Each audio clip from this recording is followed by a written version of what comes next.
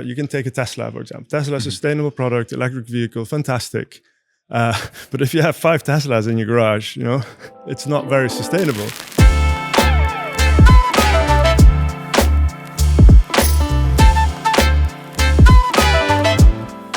Bas, welcome very much to the EVA 2023 live podcast. It's really lovely to have you here. So, yeah, for people who don't know you, could you give a short introduction to yourself and your relationship with Fairphone? Yes, I'm the founder of Fairphone. I'm still on the board. Used to run it for almost 10 years, all the way from a campaign into a company.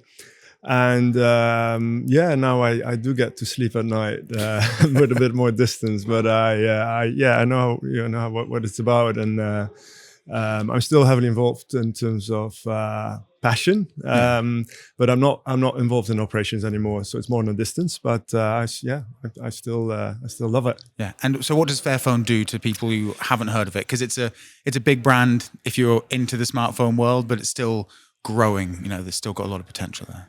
Yeah, so Fairphone basically, it's in the name. What we do is we try to make smartphones as fair as possible. I say that because it's an ongoing process where we try to improve things in the supply chain that goes all the way from the mines to the manufacturing and how the phones are designed. And we design them in a way that people can use them longer, which is more sustainable. And we're a social enterprise, so we always like to challenge the status quo and look at how we can, influence the system of manufacturing, but also the whole industry into a more sustainable system. So, as a frank question, can electronics ever be properly sustainable? Yeah, I think so. I mean, there's no end to sustainability. That's the whole thing, right? It's more like, it's like asking, where does democracy end, right? It's finished. Like, we have democracy, it's finished. It's done. That's it's done. It. Exactly. All problems are solved. Yeah. So it's more like it's ongoing. Like what we thought was fair 100 years ago was, even child labor was fair in some, most of the countries. So that changes over time. So the whole perspective on sustainability and what is urgent changes over time. And especially when you take the human aspect into the equation as well, as Fairphone, where it's not just about the ecological elements, but also about, I really believe that the biggest sustainability challenges are also connected to to the human side, to equality, to the cultural change and the cultural transition that is needed to look at systems differently. And I think that is, it's really about system thinking. And in that sense, I do think that we can get to a system, to your question, if it's ever possible. But it is a system approach. You can't just make, it doesn't, if you use, you can take a Tesla, for example. Tesla is a sustainable product, electric vehicle, fantastic. But if you have 5 Teslas in your garage, it's not very sustainable. So it doesn't make, a Tesla as a sustainable product in a way, but it doesn't make Tesla as a company sustainable right away. So Tesla also is part of a system. Fairphone is also part of a system. So that economic system where you're part of that's what needs to change, and not just the products. And I always look at, you can change a chair into a more sustainable chair, but if you change the system that makes that chair into a more sustainable system, you can make all the chairs more sustainable. And that's how we look at it as Fairphone, that we not just make sustainable phones, but also look at how we do business. And that also involves difficult decisions like, do we want to sell phones to people that already have a phone?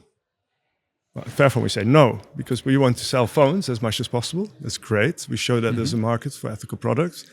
But we don't want to, we want people to use their phone as long as possible, because that's more sustainable. So that means for a salesperson, you always have to find that balance of actually finding people that need a product instead of pushing a product towards the people in terms of making more profit. So do you have a phone? Yeah. It's kind of a mind fuck, isn't it? I mean, if you're a salesperson at Fairphone, you have a tough job. But it also challenges you to look into different systems of making money, right? You can have subscription models where the way of making money, you have a subscription, get the money every month, is aligned with your mission, which is have people use their phone as long as possible because it's more sustainable. You use less materials. If I make money from you because you're a subscription, it costs me money if I have to give you a new phone. So it's actually, I'm intrinsically motivated to have you keep you holding on to that phone as long as possible. So you also challenge yourself on looking at how to make money differently. So Remanufacturing is an example of that as well. yeah, so that subscription model is one system that you have in order to make sustainable phones and repairable phones able to exist for a longer time. But what other ways have you tried and succeeded, or still trying to create a sustainable system for smartphones? Because I guess it goes all the way from the mining up to the repair. Like, what are some of the areas? Yeah, so we work basically on 4 areas where we say we work on fair materials, and that's where we get the materials from. Like the latest phone, a Fairphone 5, have more than 70% of the materials are either recycled materials from recycled sources or from fair sources, as we call them, and that can be certified gold and fair trade gold, fair trade certified silver. We have set up a Fair Cobalt Alliance in where Google and Tesla also joined to make sure that the work conditions in Congo, where cobalt is mined, and cobalt is like one of those big minerals that we need a lot of it because we use that for batteries. That we make sure that we have to get it from the ground. There's not enough on the planet on used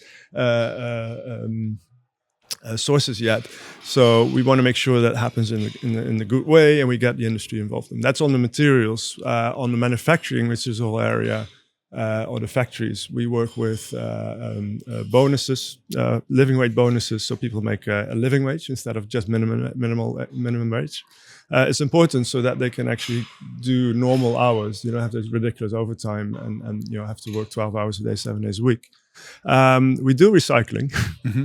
We take back the weight of phones that we put in the market. So we call that e-waste neutral. But to be honest, recycling is still just very stupid. If it's the last resort. A lot of people are focusing on recycling, but to me, basically, recycling is just another form of waste management. At the moment that you collect phones, you put it on a big pile and you toss it in an oven and you burn it to get the minerals out. It's really the last thing you want to do, because you waste all that hard work that has been put into making that into a phone. So how do we make that recycling process better? Yeah, so that you get to the 4th area that we work on, and that is longevity. It's a very simple calculation. If you have people use their phone twice as long, you only need to produce half the amount of phones. You have half the amount of electronic waste, and also for yourself, it's better for your wallet because it only costs you half. So it's really stupid that we still buy a phone after 2-3 years. Marketing has been really good at selling us stuff we don't need. We believe we need stuff we don't really need. And I think that is where the biggest advantage is from sustainability point of view, because what we as Fairphone do is we encourage people to use the phone as long as possible. And we do that by giving them, for example, 5-year warranty. With the newest phone, the Fairphone 5, we give people 8 years of guaranteed software support. So that involves all the Android upgrades. Like you get 5 upgrades on if you buy the phone, for sure you get 5 upgrades for sure. So it's really about encouraging people to hold on to that product as long as possible, because if you have it in your hands, and that's with most consumer electronics, most of the harm is already done. Like 3/4 of the carbon footprint has been, is in the making of the product. So that means the most logical thing to do is to hold on to it as long as possible. So that's what, why that area of longevity for us is so important to focus on. And then how would you convince kind of new users to come on board? Because there is definitely that element that lots of people have where, let's take Apple, for example. The iPhone users are statistically super loyal to that phone, and then the path of least resistance is wait until the phone stops working and then upgrade to the latest iPhone, whether that's a phone contract or something that you even do without thinking about it. It's just the natural cycle. And you kind of mentioned it earlier that you said marketing has done a fantastic job in getting that into our heads. How would you go about breaking that cycle? Is it something that needs to come from regulatory things like the right to repair? Is it societal changes we get more sustainable? Are there other factors involved? Yeah, I think it's a combination of things. You can't just say, it's the consumer that needs to change, or it's the government that needs to put legislation into place, or the companies need to. It's company, government, and it's the consumers. It's all of us. Yeah, it's everything, and that is also the big problem with sustainability. It's a philosophical thing. It's bigger than my own life, and it involves everything. And then all of a sudden, you're in if you think about it, you think like, oh shit, it's like creating world peace. I can't do that on my own, so fuck it, I'll just buy the new product. Yeah. Right. So it gets big really fast. So I think an important step is to make it small and easy. And making things small and easy means that it's a very simple thing, like being able to replace your battery.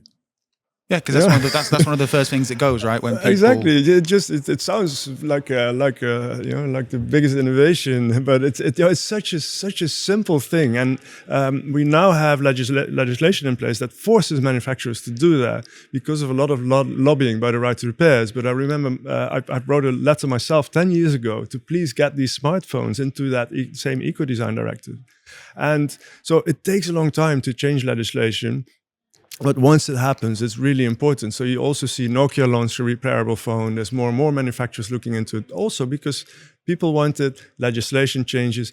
And it's also just showing the value of things. Like, even from a financial aspect, if you use your phone twice as long, it costs you less. This is very simple. But it doesn't cost you less if your repair is more expensive than buying a new phone. Yeah, which is kind of the model that Apple has pushed people into, right? That's the thing. So if you make those repairs very cheap, because you make it easy, and that's why we make modular phones that you can actually order it online. It takes very little effort. And if you can't even replace your own battery, and you have to pay $100 to replace it. Yeah, of course. Then the threshold gets big, and it becomes a financial kind of thing. Like, do I? And then you get a discount from your operator when you get a new phone, and you toss it in the drawer, and only 15% of the phones get recycled. And that's just, it's a real waste. So it's taking away the threshold, making it easy for people to also do the right thing, and that is keep holding on to your products longer. But it's a huge systemic challenge that you have, because the whole economic system and all the marketing, everything in our head is based on growth and more and selling. If consumerism would be a religion, we'd all be extremists, right? We're really at the point that it's become like a belief, and I think for that we need a cultural transition, and that cultural transition for me as a designer comes with creating a healthy relationship between people and the products they use. And once you have that healthy relationship, once you know how this technology is made and how magical it is that we are able to make something as complex as a smartphone from just taking rocks out of the ground and working together in an economic system and then putting it together. And nobody in the whole wide world doesn't know as an individual how that works, but we are able to do that. Well, if you feel that, if you can take that, kind of de-alienate people from what's happening behind the scenes, I truly believe that people start caring more about their products, and that is I think a starting point for that cultural transition we need to change our relationship with products, but also with food, for example. And if you, as a final question, if you just somehow had the ability to make one little change that could, push the world in a more sustainable direction, what would that change be? Well, the simplest one is just use your products longer. Yeah, I mean, it makes sense, right? Yeah.